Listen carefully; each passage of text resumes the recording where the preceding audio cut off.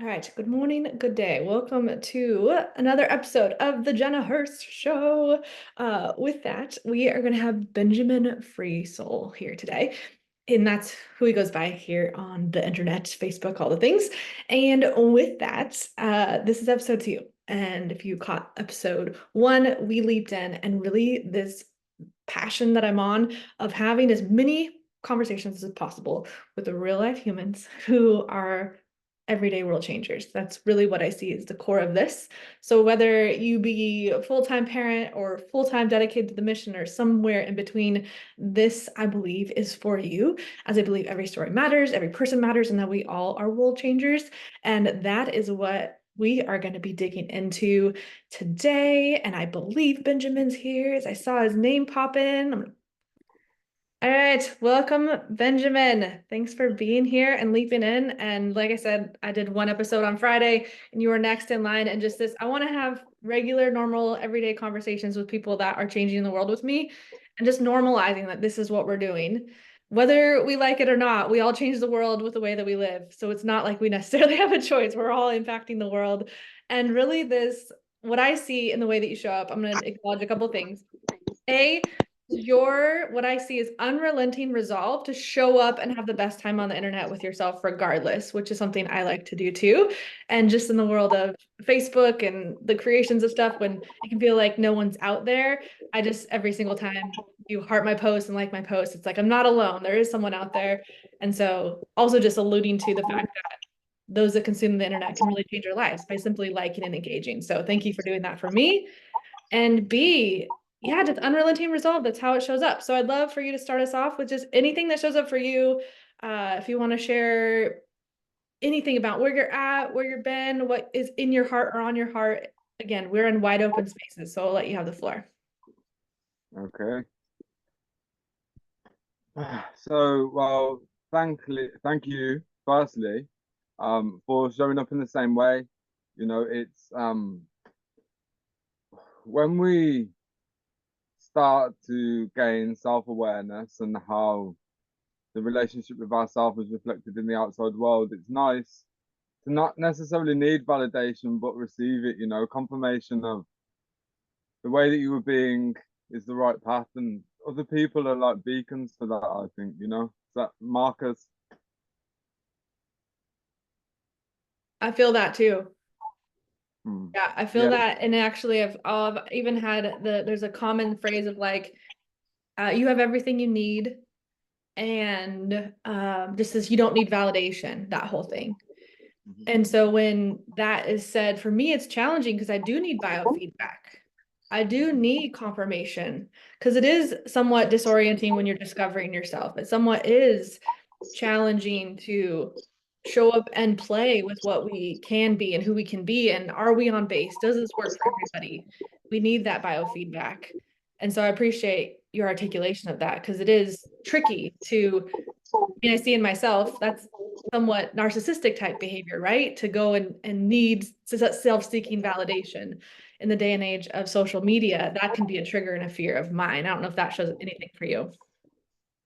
Yeah, but it's about realizing the true self, which isn't, it's all just exploring, and we have like characters and personas, and there's certain formulas, it's about there's a positive to it because it's like if it's familiar, then we know the result of the formula, but we Mm, have to ultimately just to be the awareness behind everything that happens, mhm. the input, the output, and then we're not affected by anything other than our own frequency, our own Mhm. worldview, and our consciousness stream just flows, undiluted.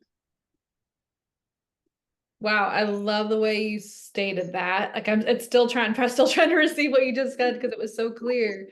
And there's a couple things that show up. One, the concept of negative, toxic energy that people talk about. Have you landed on anything in how you perceive or create or what works in your world around that concept?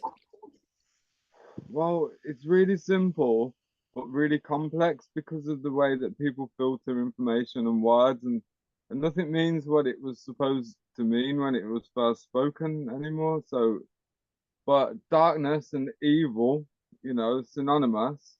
But that's just like a child being afraid of the dark, isn't it? Because it's ignorance, but there's no context for the ignorance, and Hmm. it's endless darkness. So darkness is where everything is birthed from. Hmm. We see it the opposite, like everything disappears there, like a black hole or something. Hmm. Hmm. I really seen So it too. Is it really is darkness is where your imagination gets to be on display. I mean, if you are faced with something dark, you're going to see what's inside of your brain, your body, your consciousness, what's going to come up. And I will personally say, for me, it comes down to, the way I was raised, what I was exposed to. Each person is exposed to different realities, and so darkness is going to create different things for different people. And being able to hold, I want to say, the distortion and the illusion for people at times, because it is very real. That distortion is real for people. And how do you hold both of being able to validate it while also wanting to create something that works more powerful? I don't know if that translates in what I'm saying. um I it's just a case of having something that underlies everything that you do, every experience, even when it's not within reach, to know that it's okay to Mm, be you're being consumed by the darkness because it doesn't have substance really, and it's like that just allows the light to get in any situation. mm. And I will say there is such deep wisdom and discernment in the world of creating boundaries and environments that are safe. I think there's a big distortion or lack of support when it's like, no, you do want to create boundaries that keep you safe from undue harm and being able to navigate dark spaces and not subject yourself to pain and suffering that you don't need to. Like, it is an empathetic, kind, compassionate thing to create boundaries so you're not hurt by other people. I don't know if that adds in. It's just something that was coming through for what you're sharing. Yeah, yeah, it does. And I don't like labels, but at the end of the day, they do define something, and most people can understand what they mean. And so, like the word shaman, the role of a shaman is to hold as low a frequency as possible without being affected by it. But imagine if you were trying to do that for everybody all the time, right? It's like that's why the shaman lives on the outskirts of the village, and people go to that person. I But love at the end, that. So I've heard people say shaman and I just haven't related to it. And that is and has been my embodiment through a Christian filter. It's darkness is not dark to me. Like, how low can I go and how high can I hold?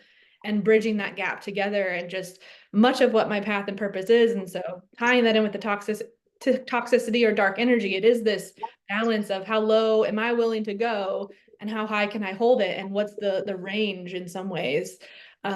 For me, it's fun. It's like training for the Olympics. Like, it is a fun game for me to play with the duality, I guess. Like, to be able to run that range, to go as low as I can go and play with as high as I can play, and how much can I hold those together is fun and play for me. I don't know how that shows up in your world. yeah, yeah, but that's the difference between a happy life or an unhappy life, because it's either the game plays you or you play the game, right? And if you know that it is just like 8 by 8 squares, the Yeah. chessboard, then you know that you can step back from that at any time because it's much bigger than that. Life is existence and creation, you know? Yes, I agree.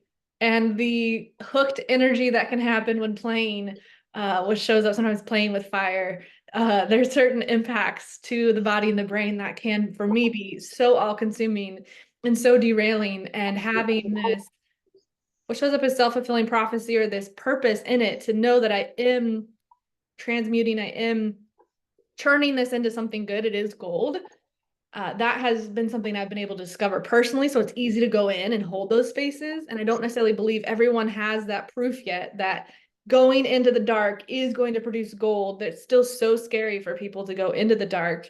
I will say your ability to communicate complex topics simply shows that you've been doing this for a while. I would love to know, when, for you, kind of your journey of self-discovery and this path, was there a certain time or place or year that really started you catalyzing you into this world? Yeah, so I guess like half of my life ago, this earthly existence, my nan died, and that sort of triggered me into massive self-destruction and hedonism, complete self-abandonment, and like a descent into death. But I wanted that to, it was like a really cowardly way of trying to kill myself, just bit by bit, allowing myself to drift further from God. But I wasn't even aware that I'd ever been connected to God. Mhm. It's like really the long way around to coming to God somehow. Mhm. But then other like mind altering substances allowed me to have experiences which were showing me things which I couldn't necessarily describe. I was becoming very familiar with the spirit of death. I could see what it was doing to me, what I was allowing to it, because I'd never really known life. Mhm. And then at some point, it crossed over, and the things I was using to poison myself became medicine because they were helping me to perceive life much differently and be open to things which nobody was speaking about. Um, I became aware of like psychic abilities, things like that. Mhm. I had experience where me and four others were having a telepathic conversation in the same room. It was after a mushroom experience and things like that. Um, I, I I feel like I got very fearful of some things, and then I closed myself off and I went back into like corporate living and got a job and tried to hide away from it or run or whatever. But it's like you can't, once you start seeing signs, you can't unsee Yeah. Yeah, you the can't. because it's the reality that it's like that's the point that you perceived reality to be. And it became like it was harm. Like at one point, I was trying to run away from that side of life. And every time I saw a sign, it was like harmful to my soul because I was trying to go back into a different way of being or something. It just wasn't working. Well, I really hear in your sharing the simplicity and really the mathematics of it. There is this catalyst moment where you do have the veil pulled back. You do have this experience that you can't unsee. And then it's this world of how do you play in the world now? Do you deny all of this because it's going to put you down a path that isn't the best? And that's much of what my heart and path is. And almost all of my community is people who have had these experiences a long time ago. They've been in it a lot longer. And for me, I just want to use my platform to create a space that it's safe for us to be in these spaces because it is such a risk to be able to say, I also have telepathic conversations and I want to make it normal and create the science of it. Because for me, being autistic, ADHD, I'm always having these conversations in my head. And it's like, that's what people do. And it's like, no, that's actually telepathic quantum conversations. Like you're reading the energy, you're perceiving it, and you're actually doing quote unquote quantum work as I understand it. And now I just have enough people in my world where yesterday I messaged someone. Actually, no, yesterday I wanted to message someone. I opened up their inbox. We hadn't talked since January. An hour later, they send me a meme checking in with me. And I was like, how did you know to message me? And they're like, intuition.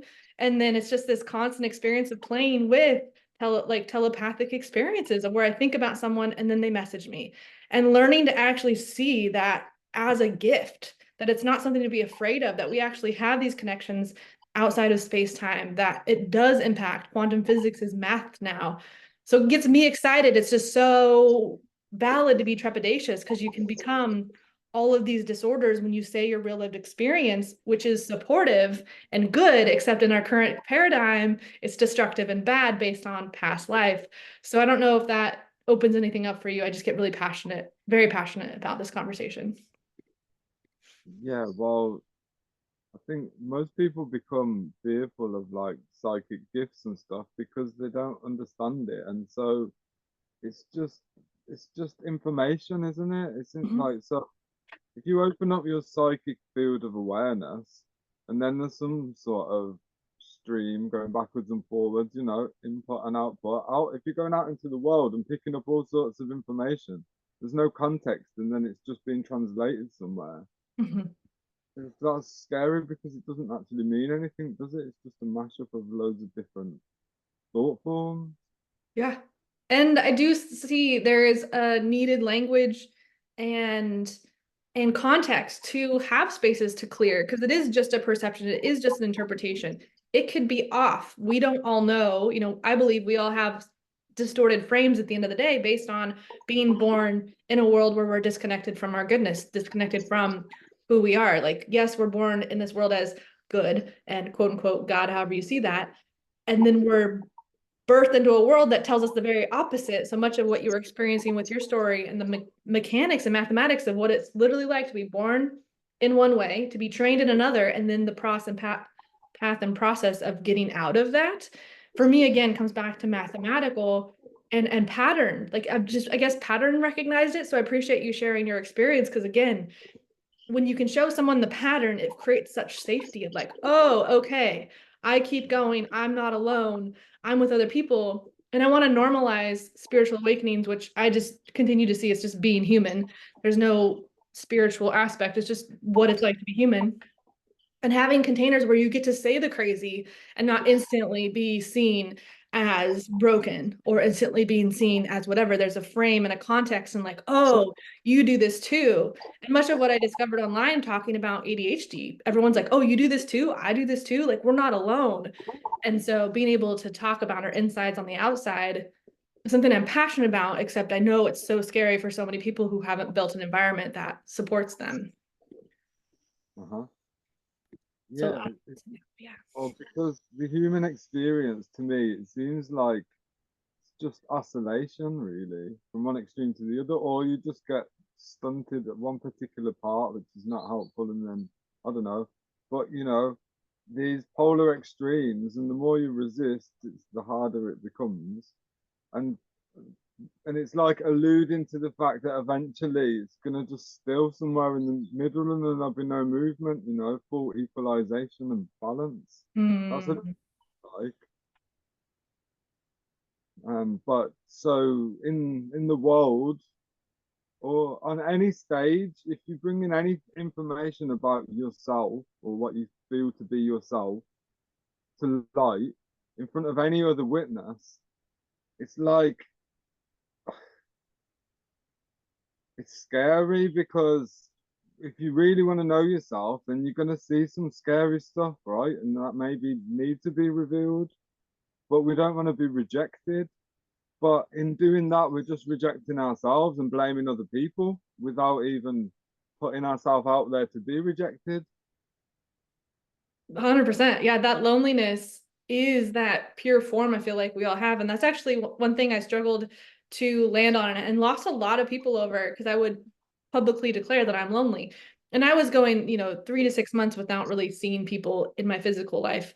So there was a real manifested reality of it. And it's like that is the most authentic expression. We can't really, I don't know, there's just something that isn't not a it's not a bad thing to be lonely. It's not a bad thing to be alone.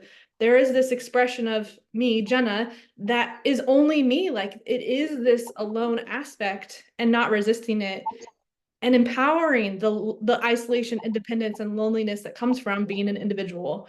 And like you said too, that paradox or the finger trap of like it is both and.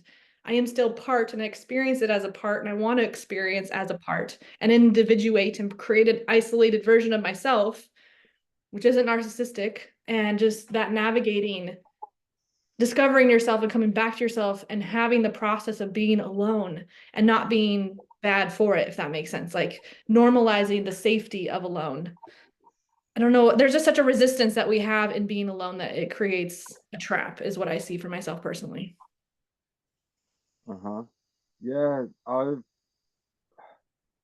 spent the first half of my life trying to be in groups of people and Mhm. have it make sense for some sustained amount of time. And besides the other people who wanted to slowly kill themselves by what they were calling having a good time on the weekends, right?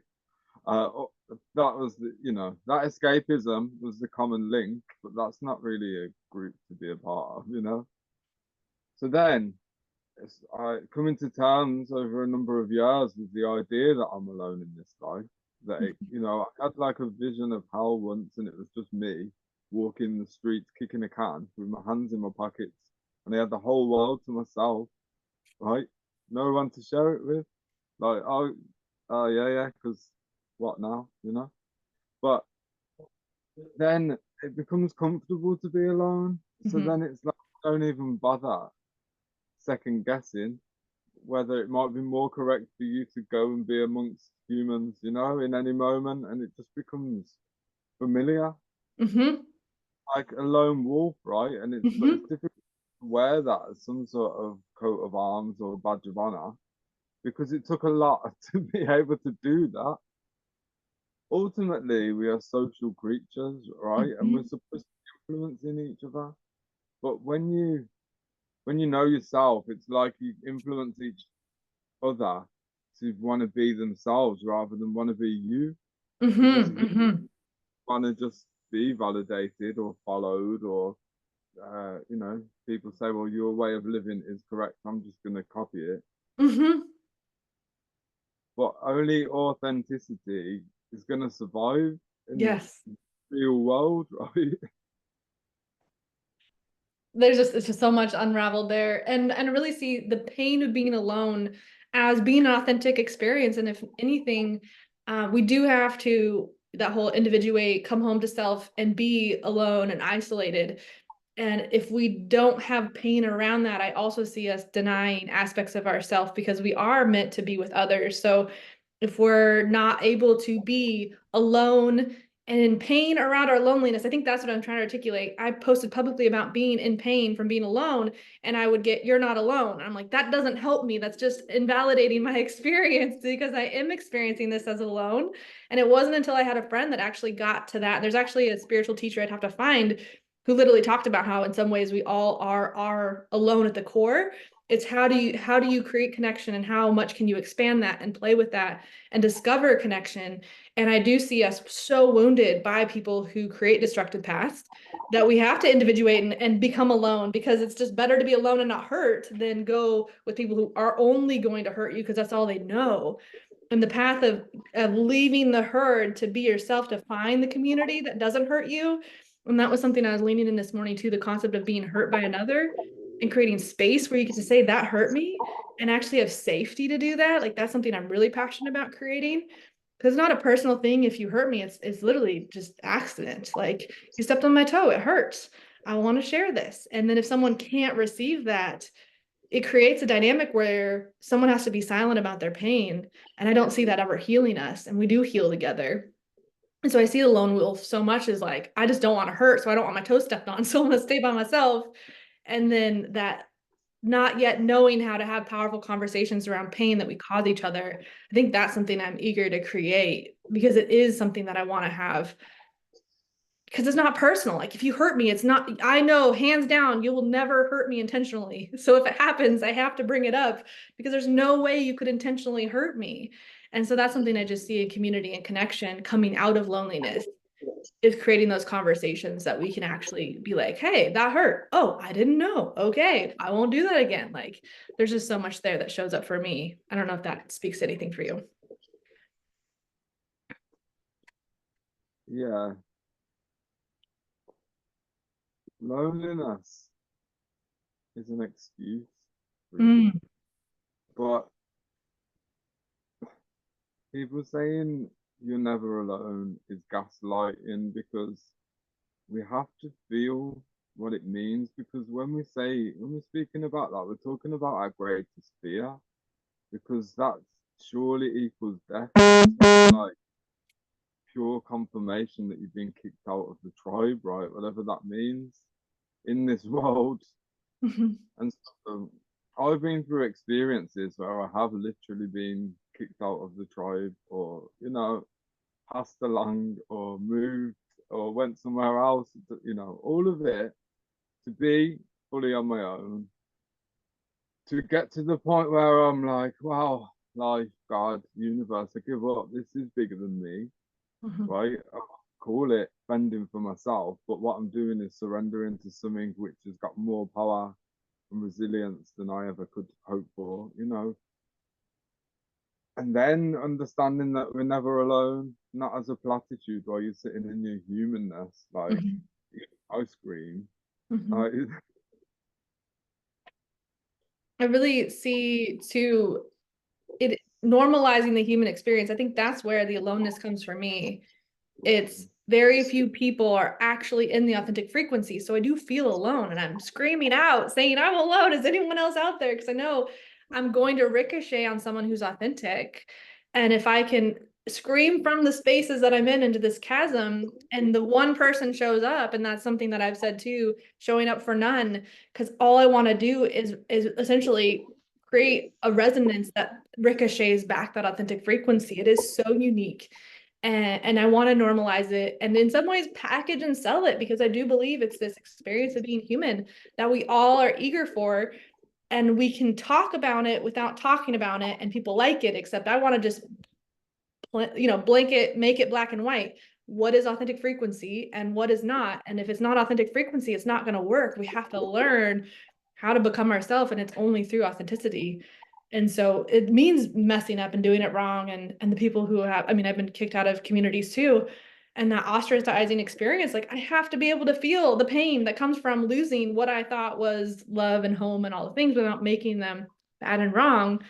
Yeah, just see us navigating and in many ways pioneering something that I think you were saying in a comment this morning about like it being a theory or a whatever, a conspiracy theory. And I'm like, that is reality. And like being the conspiracy theory until it's normal and normalizing this conspiracy theory, which is just like, I'd rather be quote unquote wrong because it feels so right than deny this experience and survive this way for the rest of my life than choose an alternative. I don't know if anything shows up there. Mm.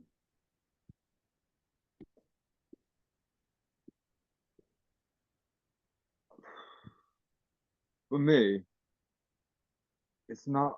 It's becoming more about what we don't know than what we do know, or just surrendering to unknowable things being created in the name of something which we can feel. It's like I love words. I'm a poet, right? I like to paint pictures about how things are and how they could be, but I'm fed up of words, right? Telepathy is our birthright for a reason. You know, we could save a lot of energy if we ate differently and if we just all agreed to be telepathic and we've got nothing to hide, right? Life would be so much more peaceful without human voices making noise everywhere, you know? I think there's some study that was showing that it was there's some like Neanderthals or something who didn't yet have the ability to communicate and they actually lived longer because they didn't waste energy with language and they were all just energetic splenic is how it was read. They just communicated intuitively with what I understand is spleen energy. And so, yeah, it was just so fascinating that they've done these studies of finding the wasted energy from speaking.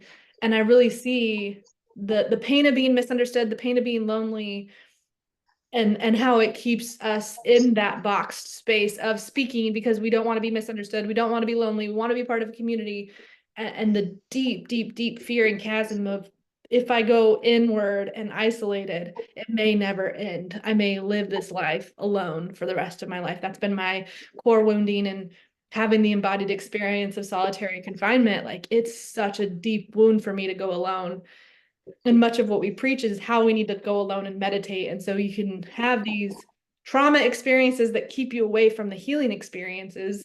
I don't know if you have any personal experiences where you kind of walked that path too, where the trauma ends up being the barrier to the healing.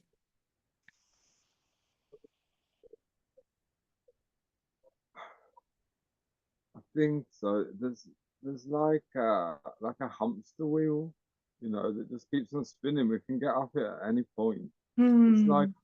stopping us from saying I am healed right now, and I dare anybody to prove otherwise. Like, but it's because it's safe, isn't it? Familiar territory, predictable.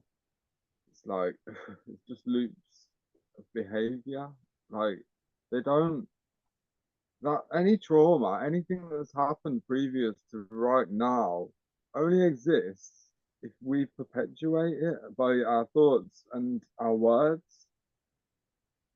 this is why telepathy, silence, it's you can try and describe how life has affected you, but every single word has a particular connotation to every single person that observes it. So everything gets diluted and lost in every single word. But if you can just stand there and look into someone's eyes and share with your heart how your heart's feeling, then that person's heart will receive that information and be able to give you exactly what you need in that moment without speaking. It's just I like that. do. Yeah. I really saw two pictures. A, when we're talking, and I've got, I think, like an 8-minute countdown, just FYI, as we round the bend here. Um, when you speak in a way that is out of sync with authenticity, you speak and it's like a ricochet of every single direction and all of that stuff. And the ricochet of information you receive in it is that chaotic energy. And when you just tap in to your heart, like to your, I mean, your heart, your body, it can still be your mind in some ways. If you just actually get to what is actually real for you, and when you say what it's actually like in the authentic space, like it just silences everything else. Like there's just one stream of one thing because this is all that you're experiencing right now is this. And for me, it's often I have to like I have my instant reaction and I have to like pause and be like, nope, I need my reaction underneath the instant reaction. And that's what something that's been helpful for me. And it's like, no, what am I actually, what is actually really here? Not the first reaction, um, or just at least speaking about it differently. So I don't know if that translates. I just see the ricochet or the one stream and authenticity giving you that one stream. Like there's only one play, you always have authenticity, and there's not that hamster wheel. And I saw that too for my own self and with trauma, especially with PTSD, it does create chaos that you just don't know how to get out of. And it's like, oh, I really can pause and be like, oh no, I'm going to hop off the hamster wheel, take a pause. And it will create, I will say this for myself too. I feel completely alone on the planet at times. Like I'm the only one here and that I'm just by myself. And even being around people, it doesn't do anything or change anything. And so being isolated and alone and feeling like you're the only one on the planet has its own thing. It's just is the process of getting off the hamster wheel I see. So that is a huge, huge catalyst for me in my own trauma brain of like, oh, here's the hamster wheel. I can actually take a pause and get off the hamster wheel. So thank you for that contribution. Oh yeah, because it's like, all right, well, so you're the only one on this planet. Now what? Right? What is your creation? Who are you gonna blame for not changing your world? Ooh, it's so Right? good. If it's like I see litter and I pick it up, right? Luckily, there's not much around here where I live. There's not many humans that do that kind of thing, but there are places where there's litter everywhere, right? And people would just go, "Oh, look at all the litter everywhere," rather than picking any of it up, saying, "I never did that," right? Children, I never did that, and it's like, yeah, but you haven't helped either. You're just creating the same world that invites it. So, but we don't want to clear up other people's mess. It's easier to just point at what everyone else is not doing to avoid the fact that we're not doing much either, or it's just about being, but in order to be here, whatever, it means you have to be comfortable and happy with who you are, who you have been, and who you will be. Mm-hmm. Because it means that has to catch up from the past isn't going to disturb you because you know yourself. Mm-hmm. And that experience of like letting your past catch up with you. I think that's something too I like to be loud about. It's like if I hurt you in the past, let me know. I want to hear, I want to hold space for that. And also like I can't deny the pain that I experienced too. So again, this how do we have that conversation? I just love, love, love, love, love what you created of this is if I'm alone on the planet, now what? And I like to live with that concept too. Like this is my planet, this is my reality, this is my life. And I am showing up for one that is me. And it can be tricky and can dance in the projection of narcissism. It's just no, I'm going to be ultimately responsible for myself and the world that I'm in. If you want to join me in doing the same things, great. And I'm not responsible for you. I'm not accountable for you. I'm not over you and your authority that you answer to. So like I'm only going to answer to me.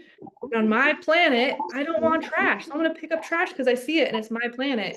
And having that ownership is something that I geek out really hard on because it's just I'm going to take radical responsibility. If I see it, that's me. I can't put that on someone else because that's expecting them to do something that I don't have control over. And I'm going to drive myself crazy trying to control another human.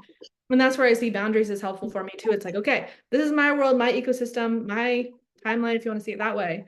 And if you're going to harm me, then I'm going to create a world where I don't have to engage with you to that degree. If that translates, like creating boundaries of not on my planet and that being just what I see and how I live. So I don't know if that makes sense at all in anything that I said. And also it's at the 3 minute mark. So I don't know if there's anything else too you want to be sure to get in before we wrap up. Yeah, yeah, yeah. So like used to be I used to have this savior complex, Messiah, I'd sacrifice myself, give away everything all the time, but then have a part of me which I was still felt justified in saying, why haven't I got anything in this life? Why, you know what I mean?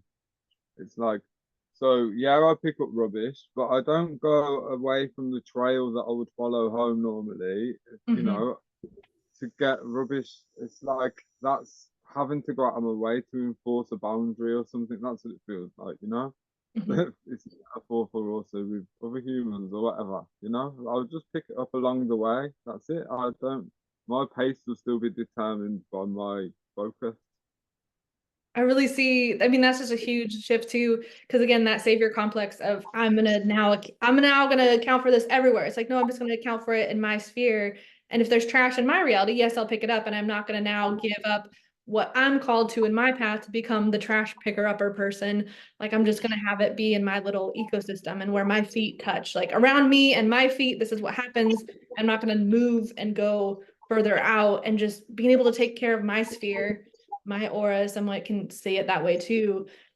And if we start in those small spaces, we actually accomplish something compared to what I see as the savior swing and burnout, where it's like, no, I'm going to do it everywhere. It's like, just do it everywhere where your feet are compared to everywhere on the planet. Like having my feet be the planet compared to the whole circular system that I cannot manage. Like I barely can manage myself. I don't need to take on the planet and kind of savior concept too. If you set foot out your front door with that mindset, then you're just going to walk all the way around the world encountering the same injustice everywhere that you don't really fix, but you just enable. So Yeah. what's the point of There's something there. That there's a whole other deeper experience there that just unlocked. I can't see it all yet. It's just, yeah, that it is. There is that. There's so much that. And you don't actually get to be the very thing that you're wanting. I think that's what you're saying too. It's like if you're always chasing that injustice, the very thing that you want to be, you somewhat hold yourself apart from because you're just always chasing the thing that's never gonna end until you end it right where you're at. So that again, that paradox of until you end it at your feet you can't end it for the world and having that both happening kind of thing. Yeah, yeah, true justice is inner peace. It's that simple. So nothing outside of us. It's like eliminating any idea about anything outside of us being Yeah. able to affect us in any way. So Yeah. injustice in a world of injustice is just stating the obvious at this point, isn't it? You know, It it's really is. It's stating the obvious. I do see I have less than 1 minute, so it may drop us off here. I'd love to continue this again in the future. And either way, so much came out of this that I really believe is going to help people tangibly. And injustice is everywhere. And we get to rectify that by our own inner peace. And I just am powerfully left with that. And I know that we'll only have more expansion as we continue to go on. Thank you for showing up and leaping and leaning in and creating this with me. I have no clue what's next. I'm just beyond grateful that you're in my world and we're going to change it for the better. So thank you. God bless. And I appreciate you in the biggest, hugest way.